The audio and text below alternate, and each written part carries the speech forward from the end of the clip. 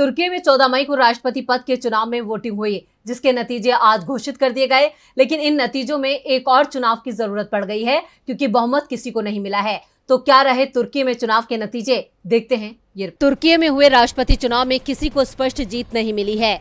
ऐसे में अब 28 मई को निर्णायक मतदान कराया जाएगा। 14 मई को जो चुनाव हुए उसमें राष्ट्रपति रेसिप तैयब अर्दोगान को लीड मिली, लेकिन वो निर्णायक जीत हासिल करने से चूक गए।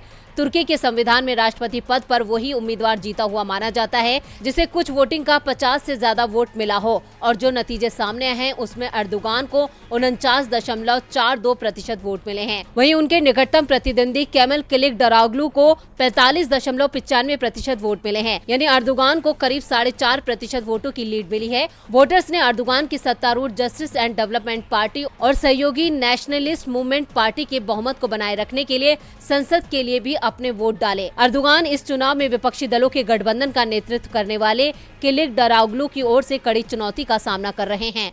वोटों की गिनती होते ही अर्दोगान ने ट्वीट किया। उन्होंने लिखा, मैं अपने सभी नागरिकों को बधाई देता हूं कि जिन्होंने लोकतंत्र के नाम पर मतदान किया और चुनाव में भाग लिया। तीसरे उम्मीदवार सिनान ओगन को 5.2% वोट मिला है और उन्होंने अपने किसी भी विरोधी को सीधी जीत से रोक दिया। अब निर्णायक मुकाबले में सिनान ओगन का समर्थक बेहद महत्वपूर्ण होगा। अर्दोगान 20 सालों से तुर्की की सत्ता में है। वो 11 साल तक तुर्की के प्रधानमंत्री और 9 साल तक राष्ट्रपति रहे हैं। अब 28 मई को होने वाली वोटिंग में अर्दोगान और किलिचदारोग्लू ही 2 उम्मीदवार मैदान में रहेंगे।